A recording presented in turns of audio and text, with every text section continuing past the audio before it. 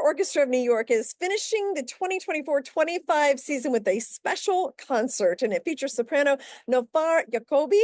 She is the winner of the prestigious Respighi Prize in performance, the first prize in the Rita Gore International Opera Contest, and the first prize, audience prize, and other special prizes in the Spazio Musica International Singing Competition. That's just a little bit of what she's actually won. So with me is Nofar, and also the founder and conductor of the Chamber Orchestra of New York, Salvatore Di Vittorio. So great to have you both here. And so it's been a spectacular season. I've been to every concert. Before we talk to Nofar, tell me what's expected for the last concert. Well, it's a little bit unusual for us because we've never performed. So there are two works, Wagner's Siegfried Idyll, which we've performed a few times over the seasons, and a Mahler Symphony, which we've never performed. Obviously, being a chamber orchestra, almost all of Mahler's symphonies are quite large in instrumentation. They're large philharmonic size orchestras that are engaged for those. And the way he wrote them. And the fourth one, which we're doing, is the only one that by Mahler's own hand is in fact smaller than all the others. There are no trombones or tuba. It's considered his pastoral symphony. So it's a bit more relaxed and chamber-like throughout. There's a lot of chamber music feeling throughout, a lot of smallness, and then there's pockets of overwhelming sound, but those are contained. And as a chamber orchestra, even the original is a little bit big. This particular concert is not in Zenkel, obviously. It's in Weill Hall, which is even smaller than Zenkel Hall. So what we're doing is we're performing one of the chamber orchestra versions that are published. There's only about 2 or 3 of them. And this one was fantastic for us because it coincidentally matches perfectly the instrumentation in Wagner's Siegfried Idyll. So I thought, oh, this is great. It's a perfect opportunity to finally do a Mahler symphony in one of its, published chamber orchestra versions. I've heard it, and one of the orchestras that I've worked with before in Milan had performed it, has a wonderful video of it, and I connected with them about it. And if you hear the video of this chamber orchestra version, you watch the video and you compare it to Mahler's original instrumentation, it's really excellent. I think it's I believe an Austrian arranger, Armin Terzer is the name, I think, and it's just a really great. He did a fantastic job, quite honestly. I'm very picky when it comes to this stuff, and there's a few of them. I thought this one was really great. So that's what makes it unique. We've never done this before. It's a 50-minute plus work. So we've never done anything like this before. Although that's been part of the season, Jane. This season we've been exploring to do more and more works that are fewer titles per program, but longer works. So in the last concert, obviously we did the Richard Strauss piece, which was about 35 minutes. In the first concert, we did Ravel's Mother Goose, which is another 30 minutes. So we've been doing 30 to 50-minute works in the second half of the season, if that helps. Okay. No, it sounds like a great way to end the season, like on a very strong note. And Nofar, you've got this impressive resume. So what brought you to the chamber orchestra? Why, come to New York? And, what's behind your decision to do this? So actually, the Respighi Prize that I won is part of the Chamber Orchestra of New York activity. So they have this prize once a year. One performer from all instruments, vocalists, everyone gets this one prize. And the prize is to perform in the season of the Chamber Orchestra of New York. So it's very, very, it's a great honor for me to actually make my debut with this piece, and also also in New York in general, and in Carnegie Hall, which is really one of the most spectacular places on earth to sing in, with this amazing orchestra, with these wonderful musicians, and that's actually how it happened. Yeah. Well, I actually went to YouTube and listened to a little bit. I want to share that with the audience. So this is from the Rebanks Family Fellowship and International Performance Residency Program at the Royal Conservatives Glenn Gould School. So let's just take a minute and listen to your performance here.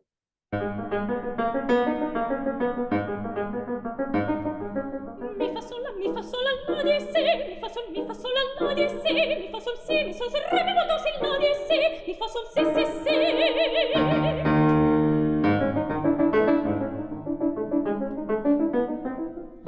Mi fa sol la di si, mi fa sol la di si, mi fa sol si, mi sol re mi do si la di si, mi fa sol si si si.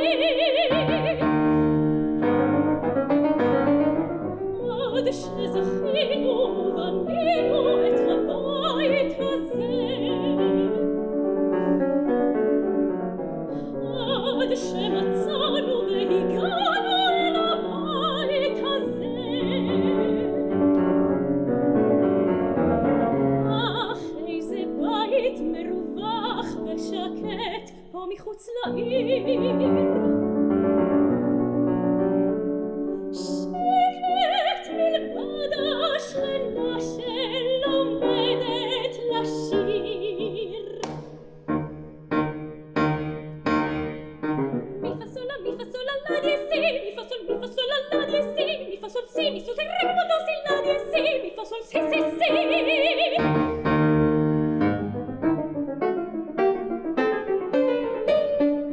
כל היום אני חוזרת לאודיסי, וזה לא קל לשמור על אודיסי, אבל זמרת מוכרחה אפילו בחמסין, להיות תמיד בשיא. עד שחינכנו ושילחנו כבר את כל הילדים, כי רצינו שקט ולנוח כבר מכל הנכדים. השכנה הזאת מתי תפסיק לשיר רק סי סי סי, עד שחסכנו את הכסף ופתאום סי סי סי. ובמקום לשבת במרפסת מוגפים הדריסים, אם היא לא תפסיק אני כותבת לה סי סי סי. רק פותחת את הפה לאודיסי, והשכנים סוגרים את התריסים, פשוט זקנים המסכנים אפילו לא תופסים שיש לי קול מקסים. כן, יש לי קול מקסים. All right. And you mentioned your Carnegie Hall debut. So how does that feel? Any special preparations? So it feels, first of all, I'm very, very happy and proud about this and looking forward to it. The preparation is actually quite intense because I am right now doing a production of Richard Strauss, Ariadne auf Naxos, with Asher Fish here in Tel Aviv. And right after I will come to New York to this Mahler for Symphony with Salvatore Di Vittorio, and we are going to have an intense time of preparation for both pieces. So yeah, it's normal. When I study a piece, it's first of all looking at the text, then looking at the music, the orchestration, how everything fits together, and finding my way to deliver this. Yeah. Well, I wanted to ask both of you, like, what do you hope the audience takes away from this performance? And after you're done, like, what would you like them to leave there?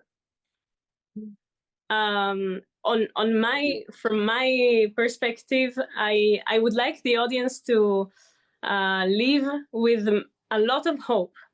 First of all, because of the piece that I will be performing, which is Mahler for Symphony. It has a text that is really, really hopeful and genuine. It's like a childlike view of the world. Things are happening like a child looking at heaven, what's going on in heaven, and how suddenly, even in heaven, daily life things are happening, and how everyone reacts, the animal world, the saints, all of this mixture of things that are in this heaven that the child is talking about. And it's always a contrast between this heaven also in the music, and then the activity that is going on, that is, you don't expect it to happen in heaven, but this is how it is. But it's, in general, it's just very hopeful and full of light and love to life. So that's the message that I would love people to go home with after this piece. Nice. If I can add to that, what's really fun, I think, is the fact that the soprano is in the final movement, so representing the child's voice, you know. And that makes it really, it's a very pretty piece of music.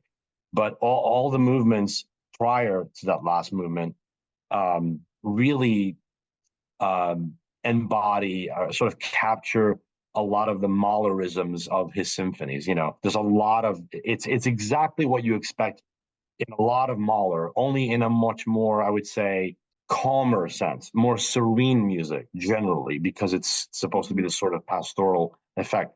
But it's beautiful. And then he kind of keeps the drama of the voice to the last movement. And it ends in a calm way, in a serene way. It doesn't end with a bang, you know. So sometimes that's a challenge for audiences, because they expect, you know, something catastrophic or huge at the end. But it's a beautiful ending. Similar thing can be said about the Wagner. It's a calm end. So I'm going to really enjoy. I'm sure we will, Nofar, enjoy this concert, because for us, just the orchestra alone, it's just a little bit different than most things that we've done. Even when we've included Siegfried, we've included it with things that are more sparkly and effervescent. Like one of the concerts we had, we matched it with I think Respighi's Trittico Botticelliano, you know, which is very frolicky. So I think this is going to be a really wonderful experience for all of us, for, you know, to have this kind of music together in one program, nothing else. I love hearing that from both of you, because as an audience member, it means so much more. You know, I get so much more to the concert when I hear, you know, you talk about what it means to you and kind of why you chose it. And so I think, you know, that's a really important piece of the whole performance. So Salvatore, how can somebody find out about the concert? Where can they go? Where can they get tickets? And just find about the chamber in general. Yeah. So always the website, chamberorchestraofnewyork.org. And we have, of course, the concert season page, and there are pages dedicated to each of the Carnegie Series concerts. But then you can also go directly to Carnegie Hall. The concert is May 30th. And then of course, we have a page there that matches the one on our website. If you're looking for single tickets, you can go either way. We basically focus, of course, that people go to Carnegie Hall directly for single tickets. If they're looking for larger, you know, group tickets, anything related, then they should come to the website and reach out to the office, and we'll be in touch with them. Yeah. Okay, a great way to spend a New York evening. So yes, so anything final to add? Jane, can I give a tip to our audience? Yes, please. So my tip, and it's not only for this concert, but in general, when you go to opera or classical music concerts that have singing in them, please, it's for you. Read the text before you're coming. It's a short text. It's not so long. But if you read it just on your iPhone, just before the concert even, you don't need to do a big preparation. It's available in English. Yes. You will enjoy it so much more. And another little tip that takes a bit of more time, listen to the music before you come. it's a pleasure, and you will enjoy it much more if you listen to it before. Because, and this is one last thing, because think that you are going to a concert of your favorite, I don't know, your favorite pop singer. Yeah. If they start singing the hits, you will enjoy it because you know them. But if they start singing new songs that they wrote, right, it's very nice, but you won't enjoy as much. Great. So think about it as a thing to really enjoy if you know it a bit before. Yeah. That's a little tip to the audience for any concert, not only for this, but it really works. And I really advise anyone to just enjoy much more if you do that. I think that's an excellent tip. And I've tried to do that with Broadway shows, so I will do that for this one as well. Yeah. So thank you. I look forward to the concert and meeting you in person, and we'll I'm sure it'll be a great night and a great way to end the season. So thank you so much. Thank you so much. Thanks. Thank you. Thank you.